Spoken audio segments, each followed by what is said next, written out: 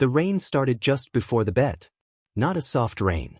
Not the kind that fades into the background. This one hit hard, sharp, metallic, echoing against the steel deck like it was trying to punch its way inside. Every drop loud enough to be heard over conversation. Every impact deliberate.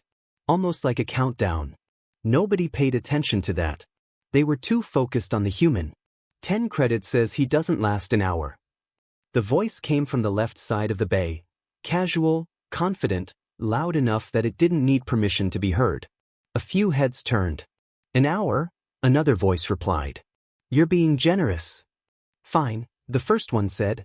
30 minutes. The pause. Then a third voice, quieter, but sharper. He won't make it past the first test. That one landed differently. Because it wasn't a joke. It was a conclusion. A small ripple of agreement moved through the room. Not loud. Not dramatic. Just subtle nods. Side glances. The kind of silent consensus that forms when everyone already believes the same thing. At the center of it stood the human. He heard all of it. Every word. Every prediction.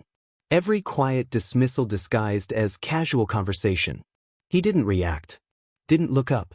Didn't shift his posture. Didn't defend himself. He just stood there. Still. Waiting. That was the first thing that felt wrong. Not obvious. Not enough to stop the conversation.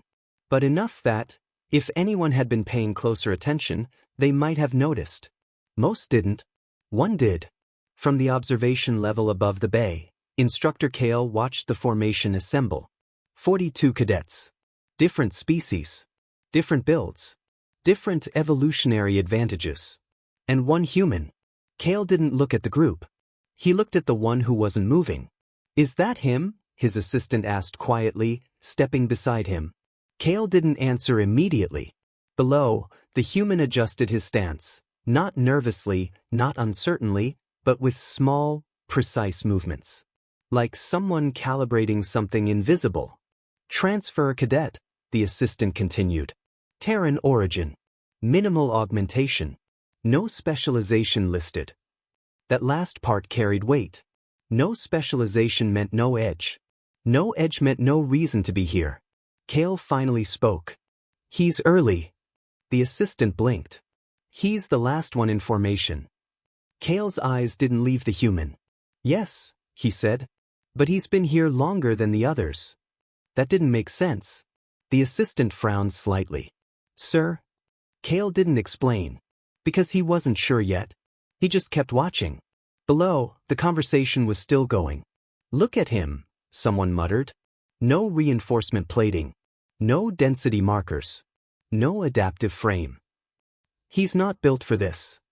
He's not built for anything here. A few quiet laughs. Not cruel. Just certain. The kind of certainty that doesn't need proof. The human finally moved. Not toward them. Not away. Just a small shift, rolling his shoulders once, loosening his arms, adjusting his footing. A warm-up. Simple. Unremarkable. Except for one thing. He didn't rush it. Didn't try to prove anything. Didn't even look at the others. He moved like time wasn't a factor. Like nothing here could start until he was ready. Up above, Kale's assistant exhaled slightly. They're not wrong, you know, he said. Statistically. Kale didn't respond. The rain intensified, louder now, hammering against the structure, filling the silence between voices. Below, one of the cadets stepped closer to the human. Close enough this time.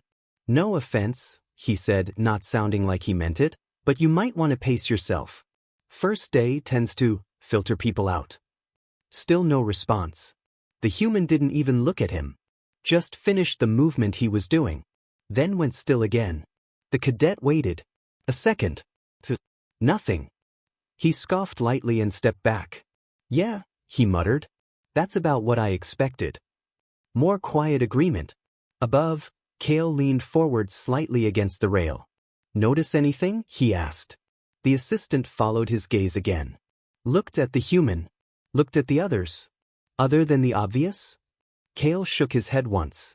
No, he said. Not the obvious. The pause. The assistant watched more carefully this time. The others shifted. adjusted gear, checked each other, moved constantly in small, restless ways. Normal behavior. Expected.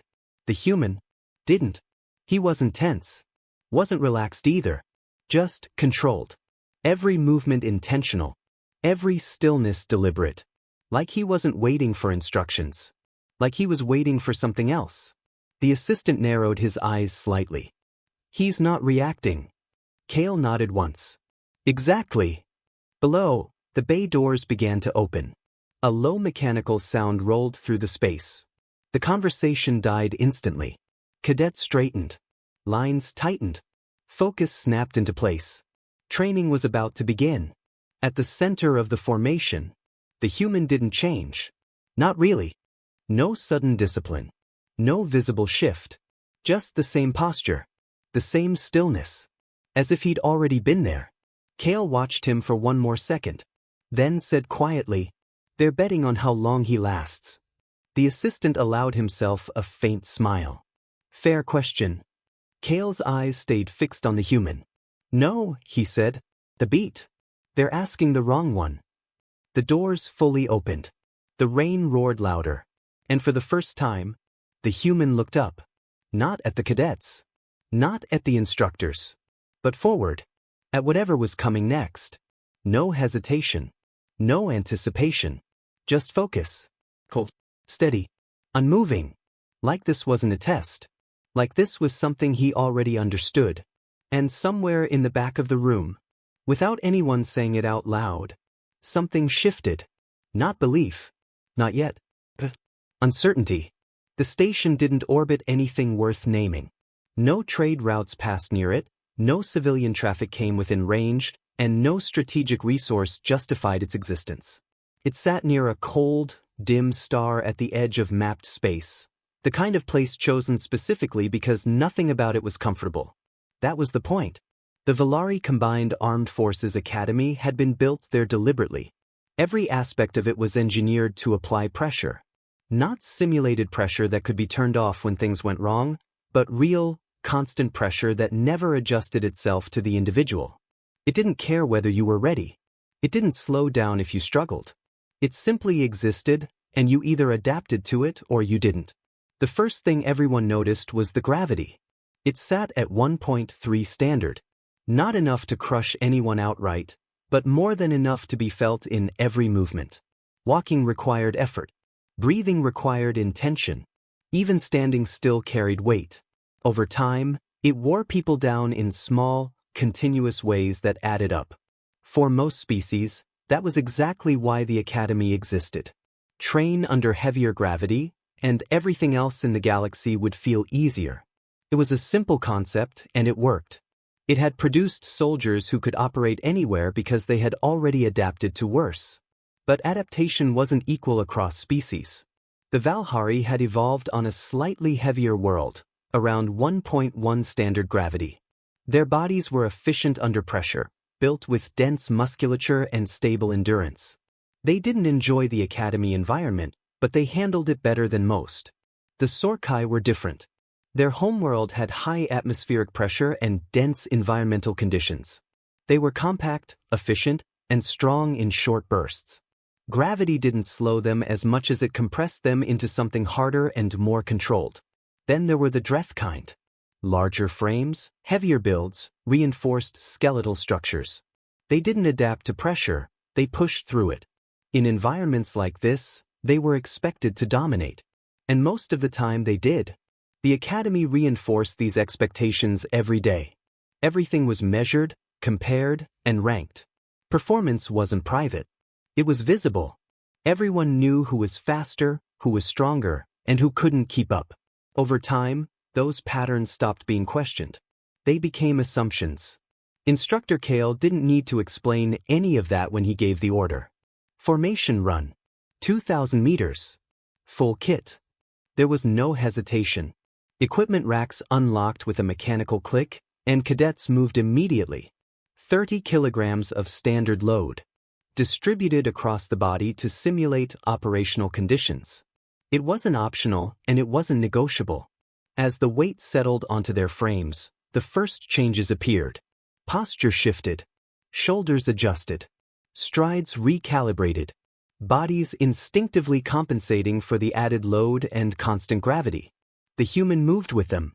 He stepped forward without urgency, lifted the kit, and settled it onto his shoulders. For a brief moment he paused, not struggling, not bracing, just aligning himself. Then he moved again, as if the adjustment had already been accounted for.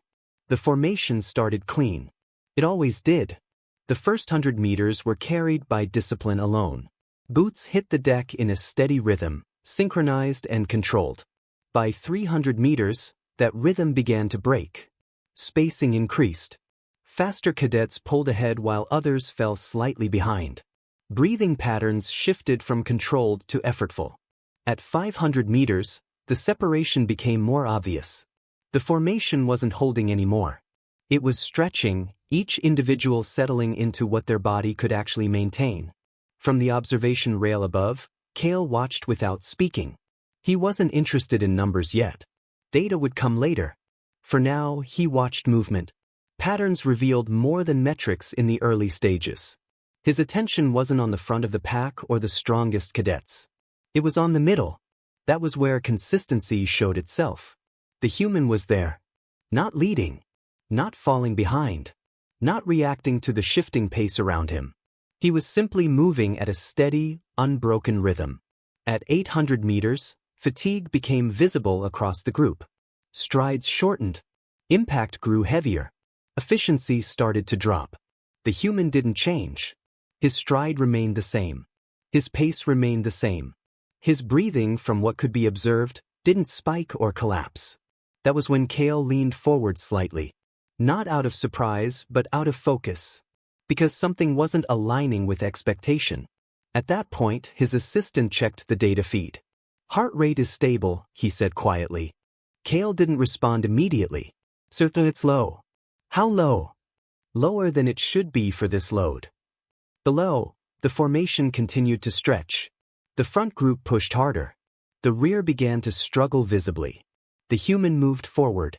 Not with a burst of speed, not with visible effort, but simply by maintaining the same pace while others slowed. One position, then another, then another. He wasn't accelerating. He just wasn't losing anything. And in this environment, that created separation. At the 1 kilometer mark, the group had fully broken into tiers. Strong, average, and struggling. The human had moved into the upper third. Still unchanged. Behind him, cadets began to show clear strain. One stumbled before regaining balance. Another shook out their arms mid-run, trying to recover control. Even the Dreth kind, expected to excel under these conditions, were working now. The human still wasn't. Not in any visible way. The run ended without command. Cadets slowed naturally, some bending forward immediately, others forcing themselves to stay upright. Breathing filled the bay. Heavy, uneven, and uncontrolled. The human stopped with the group and stood still. His breathing had increased, but it remained steady. Controlled. Measured. He didn't bend. Didn't collapse. Didn't show the kind of recovery behavior everyone else did. A short distance away, a Dreth cadet dropped his hands to his knees, pulling in air aggressively. Another leaned against the wall with his eyes closed, trying to regulate his breathing. The human remained upright. Still balanced. Still composed. And this time, no one said anything. No jokes. No comments. No quiet predictions. Just observation. From above, Kale watched a moment longer before speaking.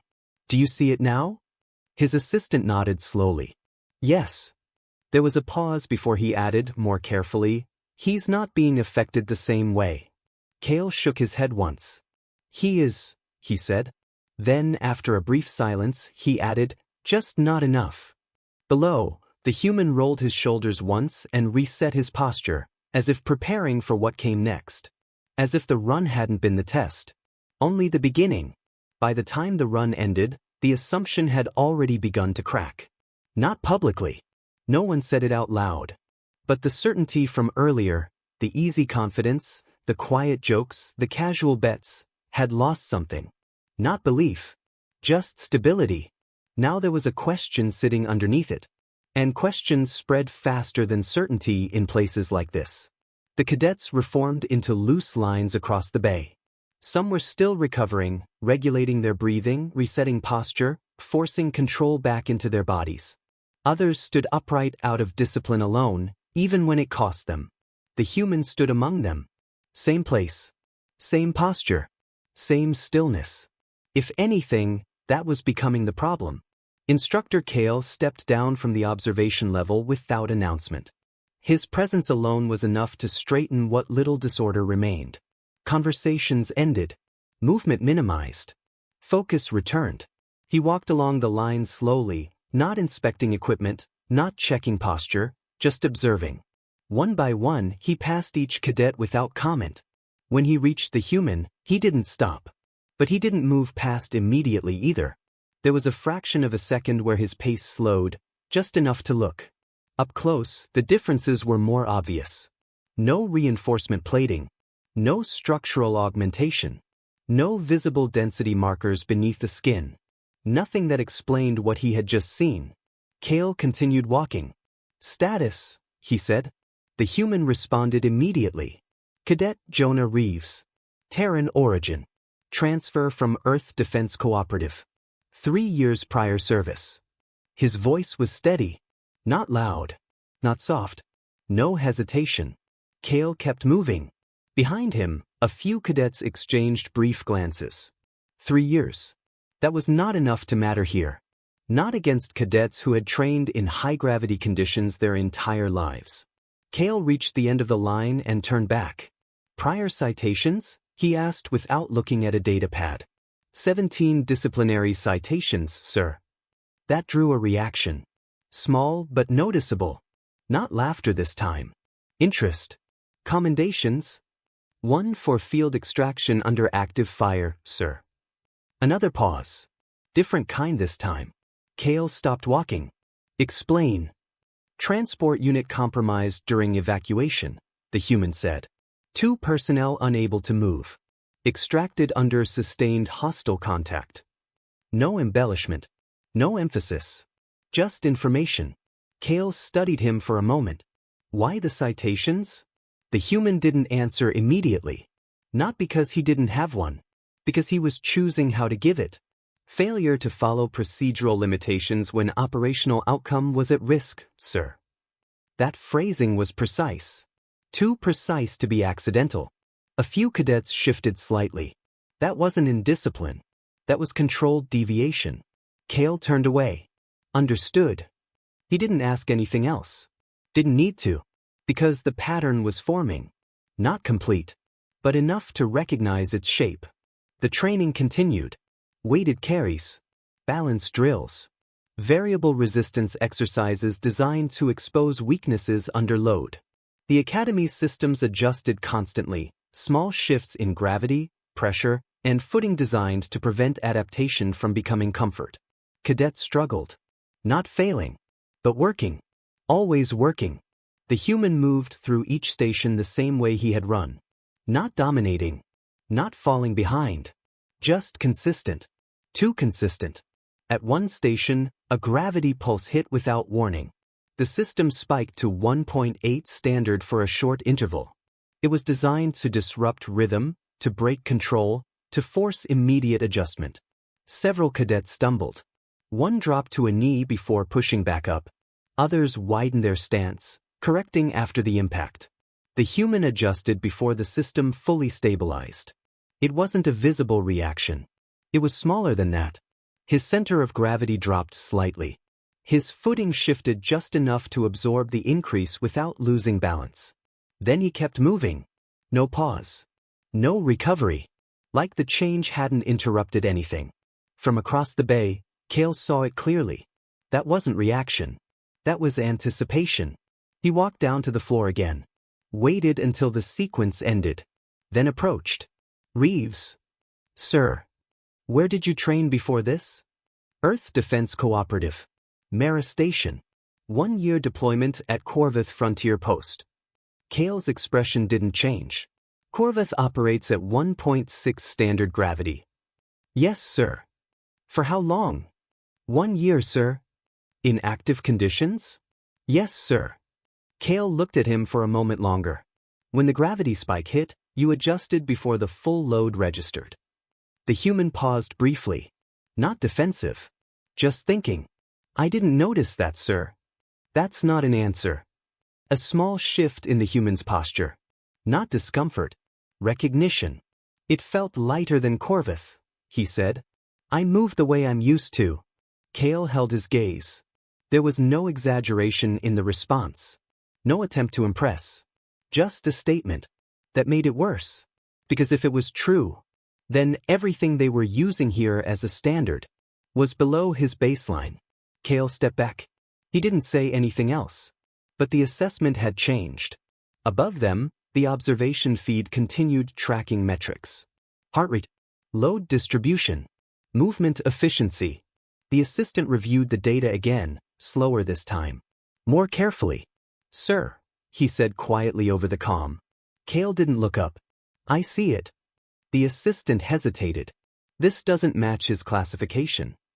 No, Kale said. It doesn't. Across the bay, the cadets had started noticing too. Not all at once. Not dramatically. But in pieces. A missed stumble here. An effortless adjustment there. A pattern that refused to break. One of the Dreth cadets, Dreth himself, watched longer than the others. He wasn't smiling anymore. Wasn't making comments. He had stopped guessing. Now he was measuring. At the next station, he positioned himself closer. Not directly beside the human, but close enough. Watching. Comparing. Waiting for something to fail. It didn't. The human completed the sequence the same way. No spike in effort. No drop in control. No visible limit. Just movement. Efficient. Repeatable. Predictable in a way that didn't make sense. Dreth looked away first. Not out of dismissal. Out of recalculation. The assumption was gone now. Not replaced. Just removed. And in its place, something far more uncomfortable. Uncertainty. By midday, the bets had stopped. No one said it directly. But no one was adding new ones either. Because the original question, how long will he last, no longer worked. It was based on a model that didn't apply anymore. And no one had a better one yet. From the observation level, Kale watched the floor in silence. He had seen anomalies before. Outliers.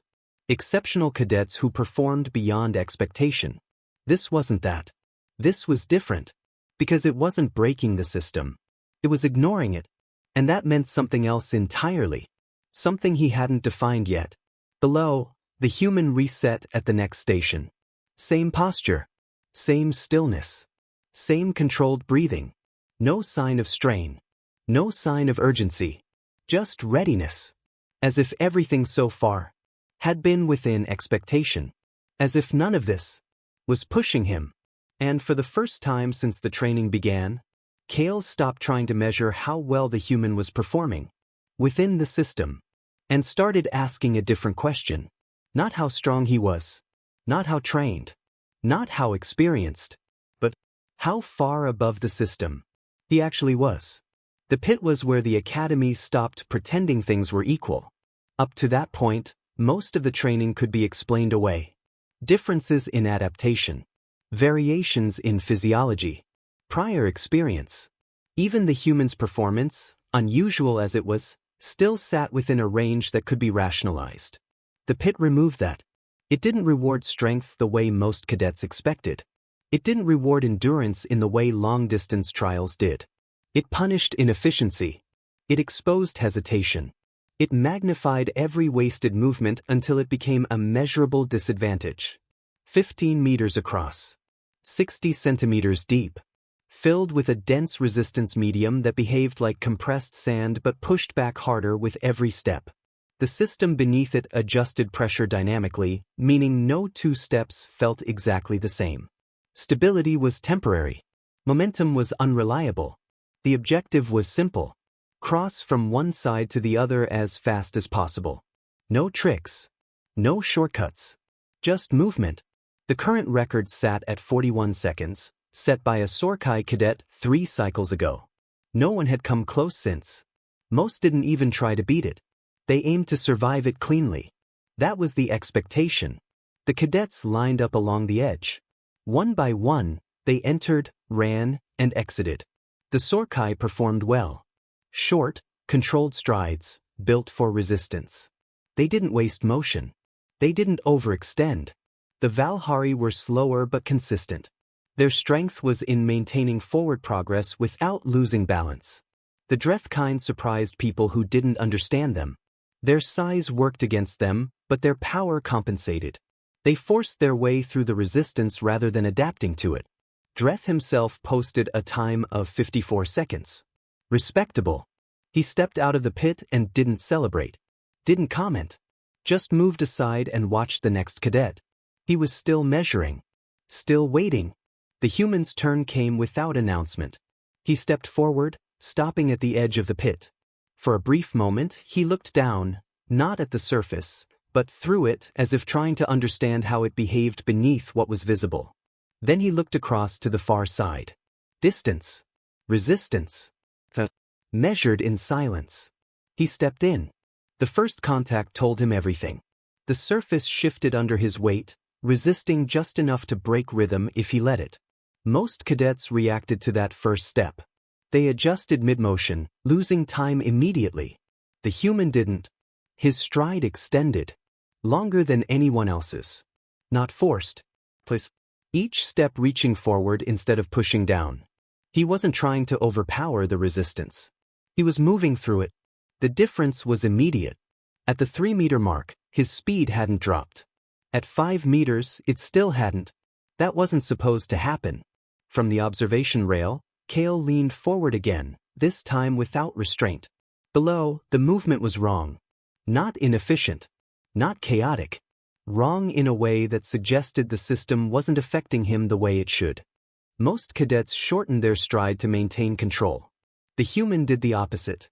He lengthened it. And somehow, didn't lose stability.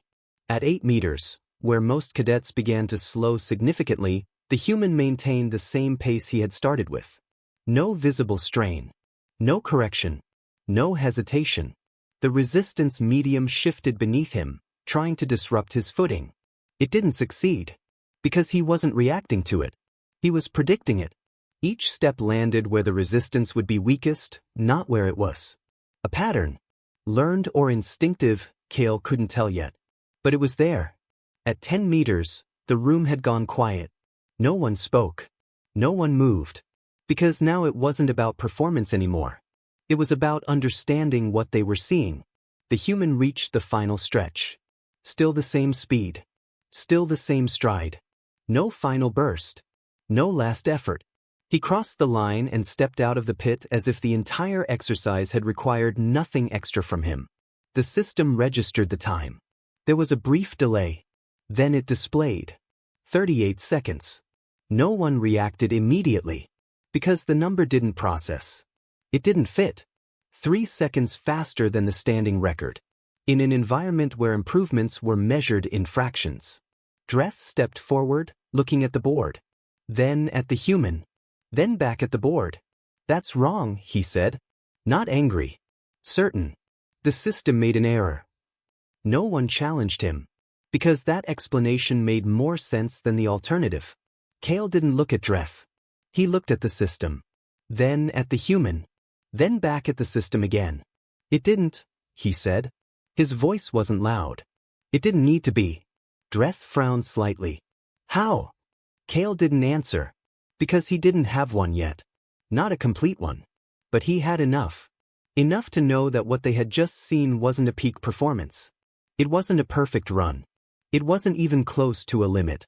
It was efficient. That was the problem. Because efficiency at that level meant something else. It meant the system they were using to measure capability was no longer calibrated correctly. Around the pit, the cadets remained where they were. No one rushed forward. No one resumed the sequence immediately. The order had broken. Not formally, but mentally. The human stepped away from the pit and returned to position. Same posture. Same stillness. No acknowledgement. No reaction to the time. As if it didn't matter. As if the result had been expected. That unsettled them more than the number. Because if that had been expected, then they had just witnessed something operating within a range. None of them understood. Dreth watched him again. Longer this time. No dismissal. No confidence. Just analysis. And for the first time since the training began, he wasn't trying to figure out when the human would fail.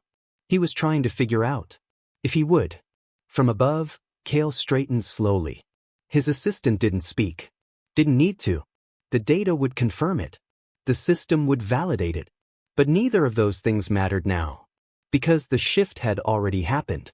The question had changed. Before it had been simple. How long will he last? It was something else entirely. What, exactly, are we measuring? By midday, the system still functioned. Schedules ran. Drills rotated. Commands were followed. But something underneath it had shifted. Not visibly. Not structurally. But in the way the cadets processed what they were seeing. The pit run had done more than break a record. It had removed the safety of explanation. Before that, everything the human did could be rationalized. Experience. Conditioning. Even the run, unusual, but not impossible. The pit didn't allow that. It was too controlled. Too understood. Too consistent across species. And he had moved through it like it wasn't designed to stop him. That left only two possibilities. Either the system was wrong, or their assumptions were. No one said that out loud. Instead, they did what soldiers always did when something didn't fit. They looked for a hidden variable. He's enhanced. The statement came from Dreth. Not loud. Not confrontational. Just direct. A few heads turned toward him. It wasn't a guess. It was a proposal. Synthetic reinforcement, he continued. Muscle grafts. Skeletal density augmentation. Terran's Run Black program upgrades for specialized units. A Velhari cadet frowned slightly. His file says baseline. Dreth didn't hesitate. Files can be incomplete. That was enough to keep the idea alive. Because it made sense. It restored order. If the human wasn't natural, then the system still worked. If the system still worked, then nothing fundamental had changed. That was the comfort they needed. Across the bay, the humans sat at one of the tables during the break period. Eating. Not slowly. Not quickly. Efficiently. Every movement measured. Every action purposeful. He wasn't part of the conversation. But he was the center of it. Why hide it? Another cadet asked. Because it gives an advantage, Dreth replied. You don't advertise advantages. The Velhari cadet shook his head. Enhancements leave markers. Structural changes. He doesn't have them. Dreth glanced across the room again. He has something. That part no one argued. Because they had all seen it. The problem was defining it. The human finished his meal and set the tray aside. For a brief moment, his gaze lifted from the table. It met Dreth's. Exactly. No challenge.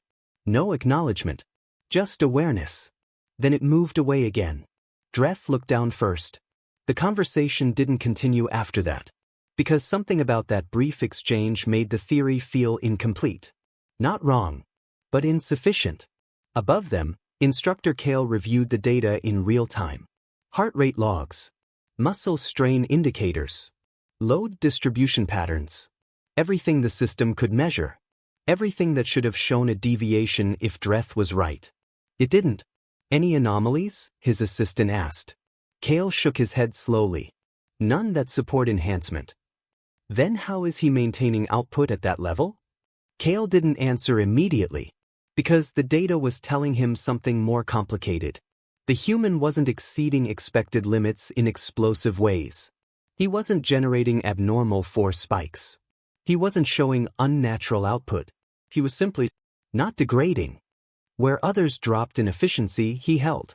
Where others compensated, he didn't need to. Where others broke rhythm, he maintained it. That wasn't enhancement. That was optimization. And that was harder to explain. Run the comparison models again, Kale said. They've already been run twice. Run them again. The assistant didn't question it. Because the alternative was accepting the result as final. And neither of them were ready for that yet. Below, the cadets returned to training. The next sequence introduced variable gravity pulses layered over movement drills. The system spiked unpredictably, forcing constant adjustment.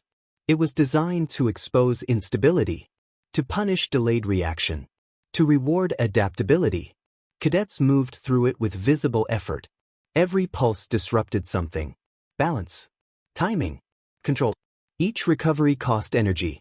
The human moved through it the same way he had moved through everything else. He adjusted before the disruption completed. Not dramatically, not noticeably to the untrained eye, but consistently. Too consistently.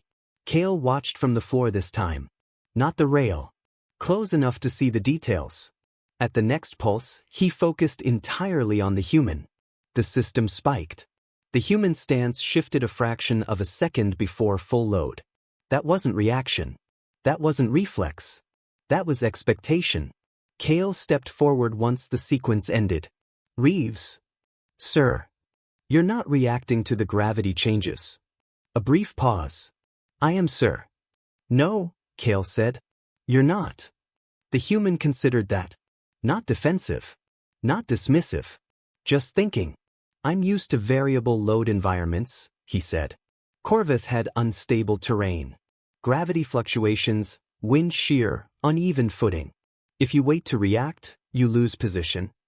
So you predict it? Yes, sir. How? Another pause. Slightly longer this time. I don't think about it, the human said. You just feel when it's about to change. Kale studied him. That wasn't an explanation. That was a result. And results without clear mechanisms were dangerous. Because they couldn't be easily taught. Or countered. Or measured. Across the training floor, cadets were watching again. Not openly. Not obviously. But enough. They weren't comparing themselves anymore. They were comparing everything to him. And coming up short. Dreth stood at the edge of the next station. Arms folded. Eyes fixed. No more theories. No more commentary. Just observation. The kind that came before a conclusion. Kale returned to the observation rail. Not because he needed distance. But because he needed perspective. He reviewed the data again. Not looking for confirmation. Looking for contradiction. Something that proved this was still within known parameters. He didn't find it. Instead, he found something worse. Consistency across all metrics. No spikes. No anomalies. No indicators of strain beyond expected levels. The human wasn't pushing beyond the system. He was operating inside it. Perfectly. That meant the system wasn't measuring the right thing. Kale leaned back slightly. That realization settled in slowly. Because it didn't just affect one cadet. It affected the entire framework. Everything they used to define capability. Everything they used to rank, evaluate, and predict. If one subject could operate beyond the intended limits, without triggering any warning signs, then the model itself was incomplete. And incomplete models were dangerous, because they gave false confidence. Below, the training cycle reset again. Cadets repositioned, prepared, adjusted. The human stood among them, unchanged, unaffected, ready. Kale watched him in silence, then spoke quietly, almost to himself.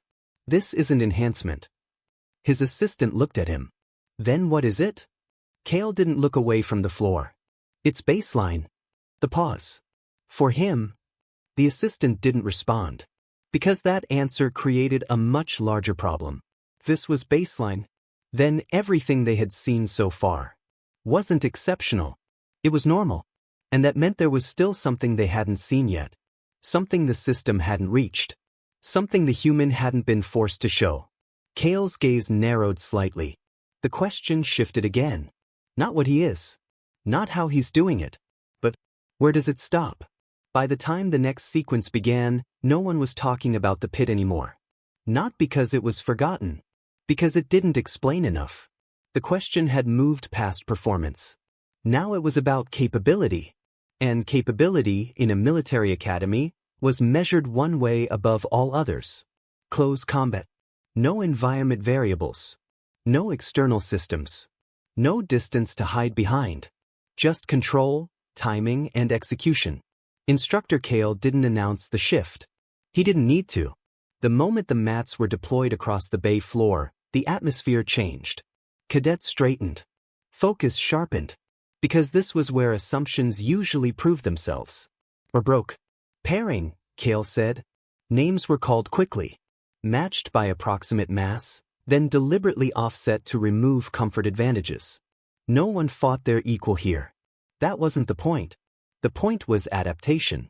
The human's name came last. Reeves. The pause. Varith. A Sorkai cadet stepped forward. Taller than the human. Heavier. Compact muscle layered under natural armor plating across the upper torso and arms. Efficient. Built for this kind of engagement. He didn't look hostile. He didn't need to. Confidence was already there. He had watched the earlier drills. He had seen the anomalies. But this was different. This was his domain. The human stepped onto the mat across from him. No stance yet. No guard raised. Just standing. Waiting.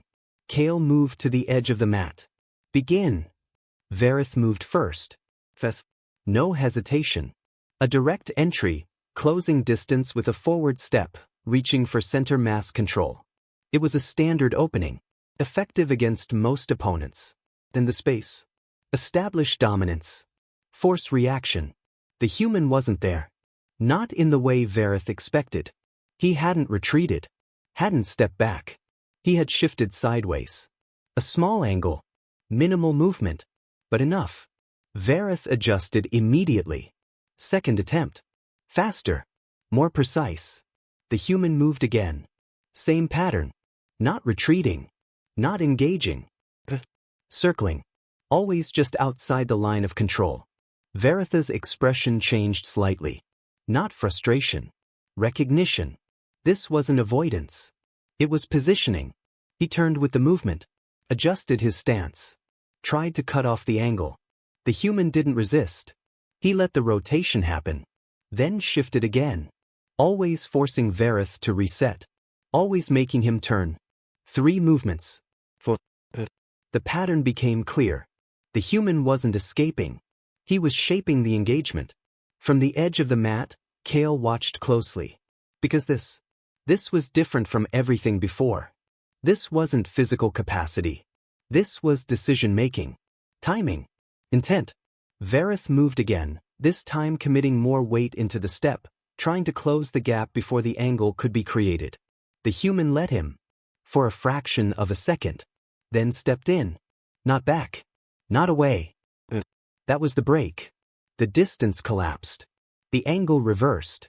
Varitha's reach was no longer an advantage. It was a liability. The human's arm moved. Not fast. Not forceful. Precise. It slipped under Varitha's guard, redirected his momentum, and rotated his upper body just enough to break alignment. At the same time, the human shifted his weight through the turn. Not against Varith. With him. Using the motion already there. Varith lost balance. Not completely. Not yet. But enough. The human completed the movement. The step. The pivot.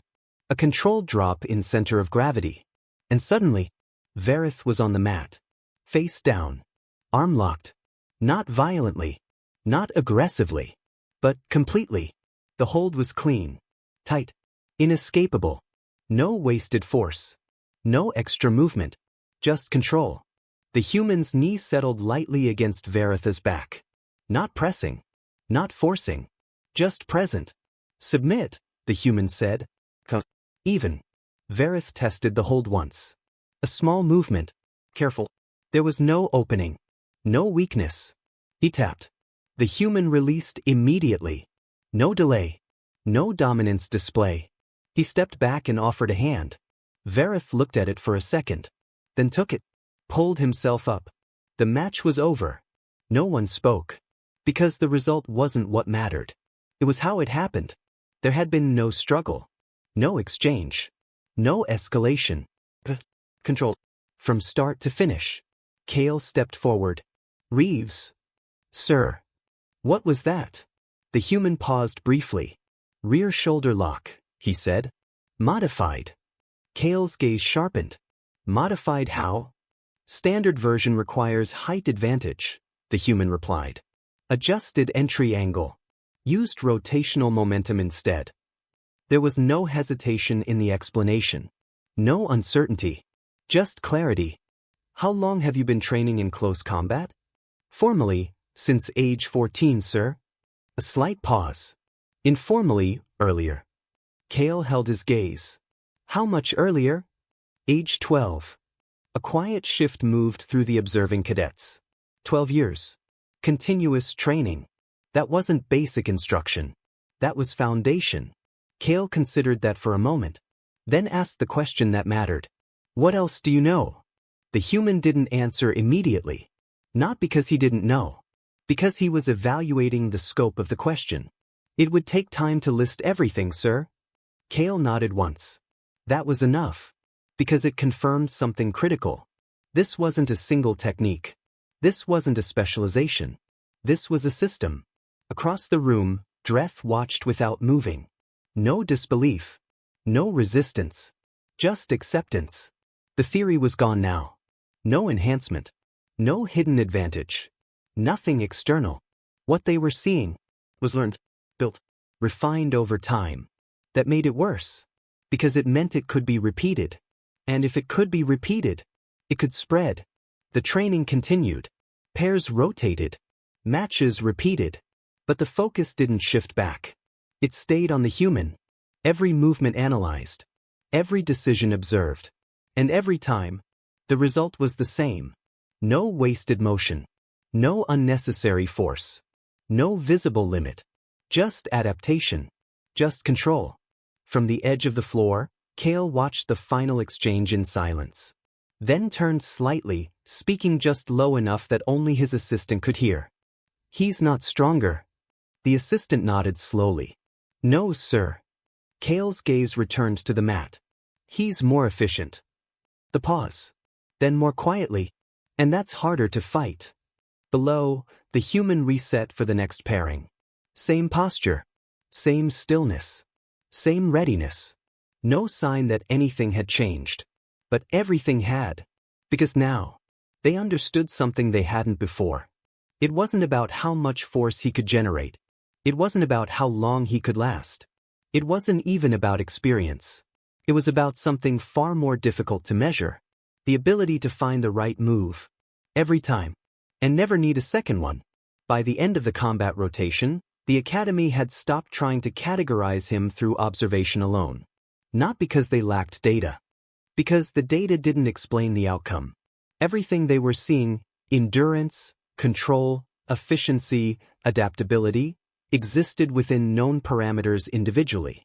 But together, they didn't align. That meant one thing. They were missing context. Instructor Kale didn't return to the floor immediately after the session ended. Instead, he went straight to his office and requested access to the Galactic Medical Registry. Full species profile. No summaries. No filtered reports. Raw data. It took several minutes to compile. Longer than usual. That alone was unusual. When the file finally loaded, he read it once quickly. Then again. Slower. More carefully. A knock sounded at the door. Enter. Commandant Vessa stepped inside without waiting for further invitation. You asked for me. Kale turned the display toward her. Look at this. She didn't sit. Didn't ask questions. She read. At first, her expression didn't change. Then it did. Subtly. Not surprise. Recognition. Bone density, she said. Higher than Valhari baseline. Kale nodded. On average, 1.3 to 1.5 times. She scrolled further. From a near-standard gravity world. Yes. That was the first inconsistency. Species that evolved under heavier gravity developed higher density structures. That was expected. Humans hadn't. And yet, they had the density anyway. Evolutionary adaptation, Vessa said quietly. Kale leaned back slightly. Keep reading. She did. Her eyes slowed as she reached the next section. Then stopped. There was a longer pause this time. Pain response, she said. Kale didn't interrupt. Neurochemical regulation, endorphin release. She read the next line again. Slower. Then looked up. They suppress pain under stress. Kale nodded once. Not just suppress, he said. It scales. Vessa's eyes returned to the screen. Under sustained physical strain, output increases, perception of pain decreases, in some cases replaced with. She stopped. Didn't finish the line. Then did anyway. Euphoria. The word sat in the room. Uncomfortable. Because it didn't belong in a combat profile. They feel better, she said slowly, the more pressure they're under. In extreme cases, Kale replied, yes. Silence followed. Not confusion. Not disbelief. Processing. Because that wasn't a trait. That was an advantage. A dangerous one. Vessa continued reading. Metabolic endurance, thermal regulation, cardiovascular efficiency. Each section reinforced the same conclusion. Not exceptional in isolation, but combined. Compounding. Then she reached the final annotation. The research note. Older. But still attached. She read it out loud. Humans evolved as persistence predators.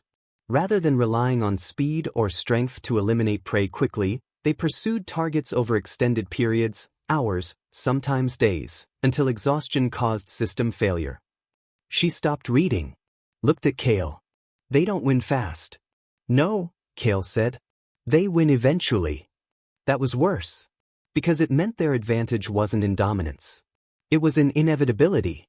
Vessa turned slightly, looking through the office window down at the training bay below.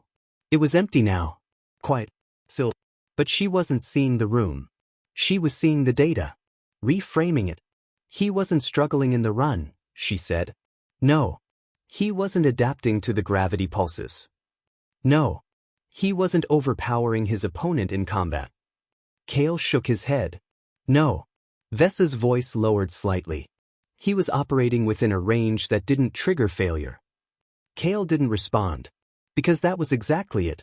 The system was designed to find breaking points. Stress, pressure, instability. Everything pushed toward failure. The human didn't resist that. He avoided it. He stayed just below it. All the time. That wasn't endurance. That was control. Vessa looked back at the screen. Do we have enhancement records? Kale shook his head. Negative across all registries. He's baseline. Another silence. Heavier this time. Because now the conclusion wasn't theoretical. It was confirmed. Everything they had seen was natural. Vessa exhaled slowly. That's not a feature, she said. Kale's expression didn't change. No. She closed the file. That's a weapon system. Kale didn't disagree. Because from a military standpoint, that's exactly what it was. A system that didn't break under pressure. A system that adapted continuously. A system that improved with stress instead of degrading. That wasn't just effective. That was dangerous. Below, movement began again. Cadets returning from break. Reforming. Resetting. And at the center of it, the human. Already there. Already preparing. He wasn't resting. He wasn't recovering the way others did. He was practicing. Small movements. Controlled repetitions. Hands adjusting angles. Feet repositioning. Over and over. No audience. No instruction. No requirement. Just refinement. Vessa watched him for a moment. He doesn't stop, she said. Kale nodded. I checked surveillance logs from last night. She didn't look away. And? He trained alone for 40 minutes after lights out. That was unnecessary. Which meant it was intentional. Vessa's gaze narrowed slightly. What do we do with this? Kale didn't answer immediately. Because the question wasn't simple. They could treat him like any other cadet. Continue standard evaluation. Let the system run its course. But that assumed the system was still valid. And it wasn't. Not anymore. We stop testing what we think he can't do, Kale said finally. Vessa looked at him. And? We find out where he actually stops. The pause. But if he does. Vessa didn't respond right away. Because that question was no longer theoretical. It was operational. If there was no clear limit, then the risk wasn't his failure. It was their inability to measure him correctly. And misjudging something like that had consequences. Serious ones. Below, the cadets took their positions again. The next phase of training about to begin. Routine. Structured. Predictable. Now, it wasn't, because the variable had changed. Not the environment. Not the drills. The understanding. Vesa turned from the window. "Find it," she said. Kale nodded. "I will." She paused at the door. Then added without turning back. "And Kale?" He looked up. "Adjust your expectations." A brief silence. Then she left. Kale sat there for a moment longer. Then stood. Returned to the observation rail. Below, the human finished his repetition. Reset his stance. Prepared for the next drill. No sign of fatigue. No sign of limit. Just focus. Just control. Kale watched him carefully. Not as an instructor anymore, but as someone observing a variable the system hadn't accounted for. And for the first time since the training began, he stopped asking how the human was performing and started preparing for what would happen when they finally pushed him far enough. That performance stopped being controlled, and something else took over. Day 3 started earlier than the others. No announcement. No explanation. The lights came on before the scheduled cycle, and the recall signal moved through the station with a sharper tone than usual. Not louder, just different enough that everyone noticed. Cadets assembled faster. Not because they were told to, because something had changed. Instructor Kale was already on the floor when they arrived. Not on the observation rail. Not reviewing data. Standing at the center of the bay. Waiting. That alone was enough to shift the atmosphere. There were no warm-ups. No preliminary drills. No gradual ramp into the session. Just a single instruction. Load up. 30 kilograms. Standard issue. No variation. Cadets moved without speaking. The silence wasn't forced. It settled on its own. Because by now, everyone understood what this was. Not routine. Not rotation. This was a test. Not of performance. Of limit. The human stepped into position with the rest. Same posture. Same stillness. Same absence of reaction. But now, everyone was watching him. Not casually. Not indirectly. Directly. Because the question had finally changed into something simple. Where does he stop? Kale didn't delay. Carry circuit. 50 meters. Continuous. Increase on command. No one asked what that meant. They already knew. Incremental load escalation. No recovery window. No reset. You continued. Until you couldn't. The system locked. Gravity stabilized at 1.3. Begin. The first movement was clean. Controlled. Familiar. Everyone had done this before. Carry. Turn. Return. Repeat. At 1.4, the first cadet stopped. No shame. No hesitation. They set their load down and stepped aside. Diagnostic. Not punishment. At 1.5, more dropped out. Breathing harder now. Movements heavier. The Dreth kind held. The Sorkai adjusted. The Valhari strained. The human continued. Same pace. Same stride. No visible change. At 1.6, the gap widened. Cadets who had been stable began to falter. Steps shortened. Turns slowed. Recovery between movements disappeared. The human stride shortened slightly. Not from strain. From adjustment. Efficiency recalibrated. Still moving. At 1.7, the pressure became visible. Not in posture. In time. Each step took longer. Each turn required more control. Dreth was still moving. Jaw set. Movement tight. Working. The human was still moving. Controlled. Measured. Consistent. At 1.8 the field thinned. 2 Valhari stopped. Then another. 3 Sorkai followed. The remaining group was small now. And every movement mattered. The human was still among them. No acceleration. No visible push. Just continuation. At 1.9, one of the Sorkai slowed to a near stop. Each step a separate effort. The Dreth kind finally set his load down. Carefully. Deliberately. Not defeated. Finished. He stepped aside. and watched. Now there were only two. One Sorkai. One human. The room went quiet. Not because of instruction. Because nothing else mattered. The Sorkai kept moving. Slow. Grinding. Every step heavy. Every breath audible. The human moved behind him. Not fast. But faster. At 2.0, the system reached the threshold most cadets never saw. Double standard gravity. Every kilogram doubled in effect. Every movement resisted. The Sorkai took 3 more steps. Then stopped. Set his load down. Straightened slowly. Looked at the human. And nodded. Not in defeat. In acknowledgement. Then he stepped away. The human didn't stop. He didn't look up. Didn't acknowledge the moment. He just continued the circuit. Alone. At 2.1 the sound changed. Not the system. Not the environment. The human. A low, steady sound under his breath. Rhythmic. Controlled. Kale stepped closer. Reeves. The human looked up briefly. Sir. Are you humming? The pause. Yes, sir. Why? It keeps the pace even. Kale watched him for a second. You're at 2.1 standard gravity. Yes, sir. With full load. Yes, sir. And you're maintaining rhythm. The human considered the question. Should I stop, sir? Kale looked at him.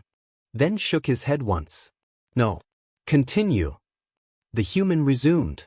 Same rhythm. Same movement. The sound continued. Not loud. But steady. At 2.2, the difference became visible. Not in failure. In effort. The human's pace dropped. Slightly. Breathing deepened. More controlled. More deliberate. The humming stopped. Now he was working. Actually working. But still moving. At 2.3, each step became defined. Not automatic. Chosen. Plus. Carried through.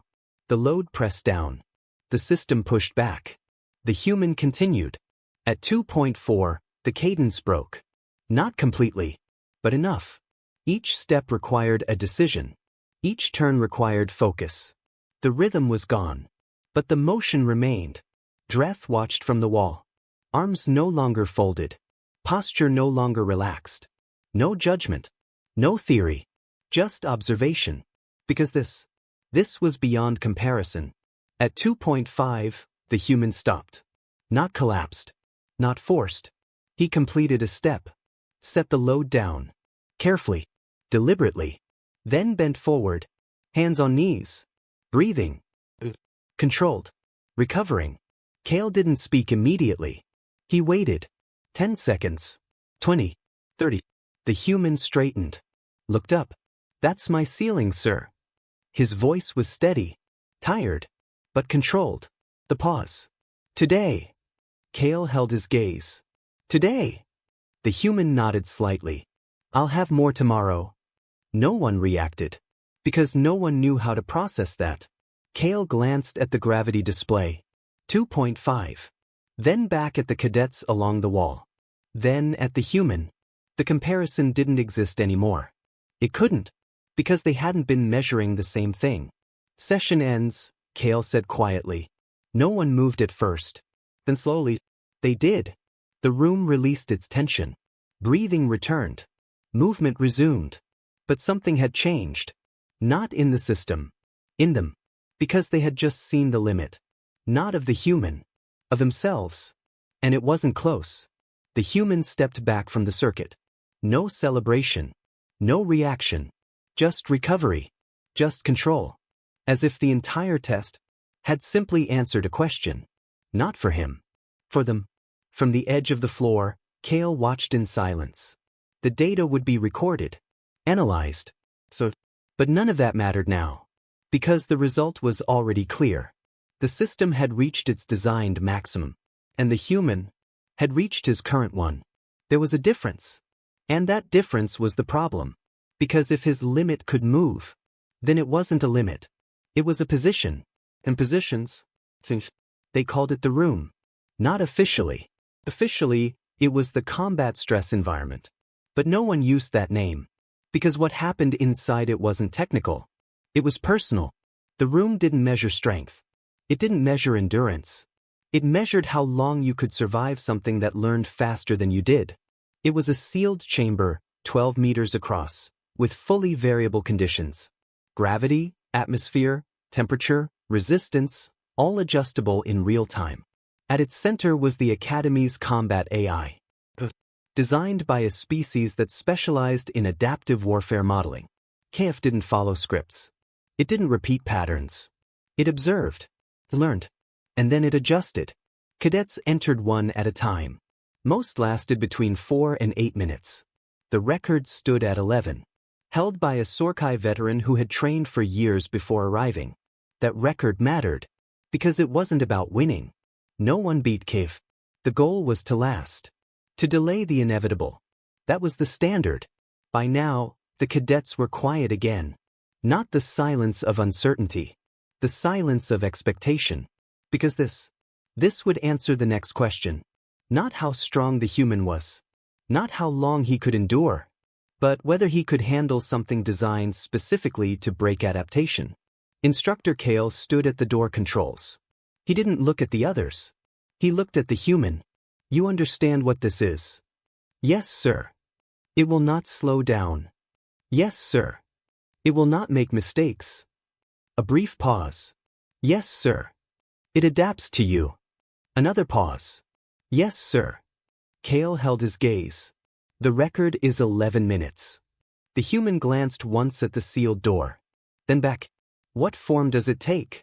It mirrors your combat style, Kale said. Then counters it. Then escalates beyond it. How long does adaptation take? Initial pattern recognition, under a minute. And after that? Approximately 30 seconds per adjustment cycle. The human nodded once. Processing. Not intimidated. Not excited. Just calculating. And if I change? Kale watched him carefully. It will change with you. How fast? 30 seconds. Another nod. That was enough. I'm ready, sir. Kale opened the door. The human stepped inside. The door sealed. The display activated. Data streamed instantly. Movement tracking. Impact metrics. Response timing. Everything visible. The first minute followed expectation. KF assessed. Analyzed.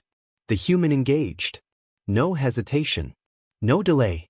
Direct contact. Hits. Not clean. Not controlled. Measured. Testing. The AI responded immediately. Countering. Redirecting. Increasing pressure. At 2 minutes, the pattern stabilized. The AI had adapted. It moved faster. Cleaner. More efficiently. The human's movements were now being predicted. Intercepted. Neutralized. At 4 minutes, most cadets would already be at their limit. The human was still moving. Still engaging. For now, he was being pushed. Impact registered. Cadet destabilized. Recovered. Impact registered again. Recovered again. No collapse. No break. But no advantage. Not yet.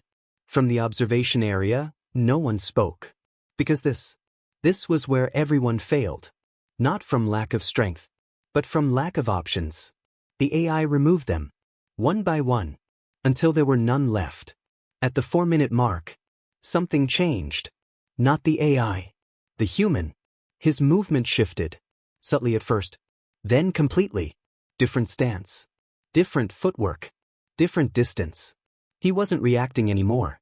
He was presenting a new pattern. The AI paused. Not visibly. But in the data. Micro delay. Recalculation. 30 seconds. That was the window. The human used it. Fully. Impact registered. AI destabilized. Impact registered again. For the first time, the exchange reversed. Not dominance. Not control. But pressure.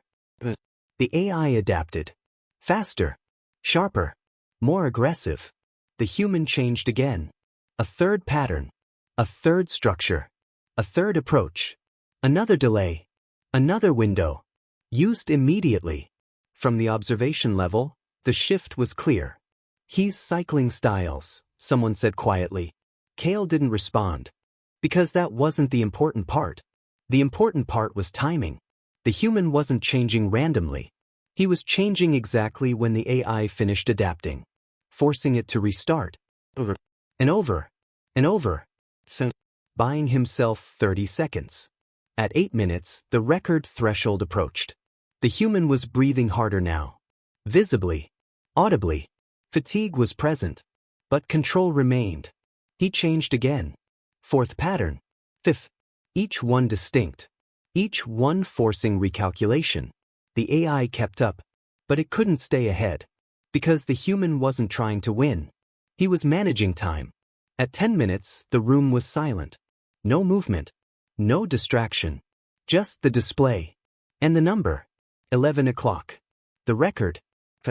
No reaction. Because it wasn't over. 11:30. 12 o'clock. The human was still moving. Slower now. More effort. More impact absorbed. But still changing. Still adapting. Still extending the window. At 13:40, the signal activated. Tap out. The system disengaged. The door opened. The human stepped out. Not collapsed. Not carried. Walking. But damaged. A cut above the eyebrow. Blood along the side of his face. Left arm held slightly away from the body. Breathing heavy. Real fatigue now. He stopped just outside the door. Looked at Kale. "How long, sir?" Kale answered without looking at the display. 13 minutes. 40 seconds. The human nodded once. Then sat down against the wall. No hesitation. No concern for appearance. Just recovery. "I should have changed earlier on the third transition," he said. Kale looked down at him. "You broke the record." "Yes, sir." "And you're analyzing mistakes." The human looked up. Focused. "Next time I want to go longer." Silence. Because that answer was the problem. Not the record. Not the performance. The intent. From behind, Dreth stepped closer. Not to challenge. Not to speak. Just to see. Up close. What it looked like. The human didn't acknowledge him. Didn't need to. The shift was complete. No one here was questioning him anymore. No one was measuring him against themselves. Because the comparison didn't exist. Kale turned slightly toward the observation group. Then back to the human. "You didn't try to defeat it," he said. "No, sir." "Why?" The human adjusted his breathing. Then answered. "It adapts faster than I can finish a fight." The pause. "So I didn't try to finish." Kale studied him. "What did you try to do?" The human met his gaze. "Stay ahead of the adaptation." That was it. Not strength. Not speed. Not endurance. Strategy. Pure. Controlled. Repeatable. Kale nodded once. Slowly. Because now. It was clear. The system hadn't been beaten. It had been managed. And that was worse. Because something that could manage an adaptive system wasn't limited by it. It just needed time. The human closed his eyes briefly. Still sitting against the wall. Still recovering. But already thinking. Adjusting. Improving. And for the first time since this began, Kale understood something with complete clarity. The danger wasn't what the human could do at his limit. It was what he could become. Before he reached it. By the end of the fourth day, the academy hadn't changed. The structure was the same.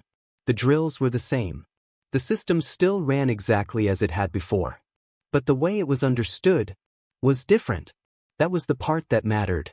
Because nothing in the academy had been built to fail. It had been built to measure. To compare. To define limits. And now, those limits didn't mean what they used to. Commandant Vesa sat alone in her office, reviewing the final reports. She read them once. Then again. Then a third time. Not because she didn't understand them. Because she did. And that was the problem. Cadet Jonah Reeves. Terran. Ranked first in combat proficiency. First in stress response modeling. Second in endurance metrics. Only because the system wasn't designed for what it was measuring. She had already submitted the request to revise it. She knew what would happen when it was approved. The ranking would change. Not by a margin. By a category. She closed the file. Then opened a new one. A communication to Galactic Defense Command. Formal. Structured. Precise. She wrote it once. Deleted it. Wrote it again. Adjusted the phrasing. Removed speculation. Left only what could be supported. Then added one final line. Not for them. For clarity. The Academy recommends immediate revision of Terran classification protocols. Current assessments underestimate operational capability. She paused. Then continued. Updated xenobiological briefings are advised prior to future joint training. Another pause. Her hand hovered for a moment. Then she finished it. Not for their safety. The beat. For ours. She sent the report. Didn't watch it transmit. Didn't need to. The conclusion had already been reached. Below, the training bay was quiet. Late cycle. No scheduled activity. No formal drills. Just open space. So empty. Except for one. The human was there. Alone. Moving. Slow repetitions. Controlled transitions. The same technique. Over and over. Refining. Not because he was told to. Because he chose to. Instructor Kale stood at the entrance for a moment before stepping inside. He didn't interrupt immediately. He watched. Not as an evaluator. Not as an instructor. As an observer. Because that was what this had become. Observation of something the system hadn't accounted for. Reeves. The human stopped. Turned. Sir. Training period is over. Yes, sir. A brief pause. Just finishing something. Kale nodded slightly. He stepped closer. The combat AI submitted an update request. The human tilted his head slightly. Sir. It's adapting to your transition patterns. A small shift in the human's expression. Not concern. Recognition. That's good, he said. Kale watched him. Good. Yes, sir. Explain. It means I'll have to find new ones. No hesitation. No resistance. Just acceptance. Because for him, that was the process. Kale studied him for a moment longer, then asked the question he had been holding since the first day. What do you want? The human didn't answer immediately. Not because he didn't know. Because he was deciding how to say it. He looked around the training bay. The empty floor. The equipment. The space where everything had been tested. Measured. Compared. Then back at Kale. I want to be good enough, he said. For what? The pause. Precise. Whatever comes next. Kale held his gaze. Then nodded once. He turned slightly. The Academy is opening an advanced program next cycle. I heard, sir. I've been asked to recommend a candidate to assist with instruction. The human didn't react.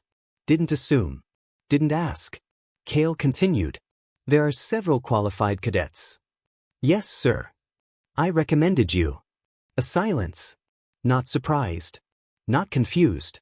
Just still. Why, sir? Kale considered that. Not quickly. Not casually. Because the answer mattered. Not just to the human. To the Academy. To the system. To everything they thought they understood. He looked at him directly. Because I want the next class to understand something on day one. The human waited. What's that, sir? Kale didn't hesitate this time. That the most dangerous thing in this training bay. A brief pause. Is not the gravity system. Not the equipment. Not the combat AI. He held the human's gaze. It's the thing that doesn't stop. Silence followed. Not empty. Complete. Because there was nothing to add. Kale turned. Walked toward the exit. Stopped at the threshold. Then continued without looking back. The door closed behind him. The bay was quiet again. Still empty. Except for one. The human stood there for a moment. Just one. Then reset his stance. Adjusted his footing. And began again. Same movement. Same repetition. Same focus. No audience. No instruction. No finish line. Just improvement. Because for him, this hadn't been a test. It had been a starting point. And somewhere beyond the walls of the Academy, beyond the systems that measured strength, beyond the models that defined capability, something waited. Unknown. Unmeasured. unprepared. And the one thing it wouldn't be ready for was the same thing the Academy had just begun to understand. Not strength, not speed, not endurance, but something far more difficult to counter. Something that didn't rely on advantage, didn't require conditions, didn't depend on limits. The refusal to stop.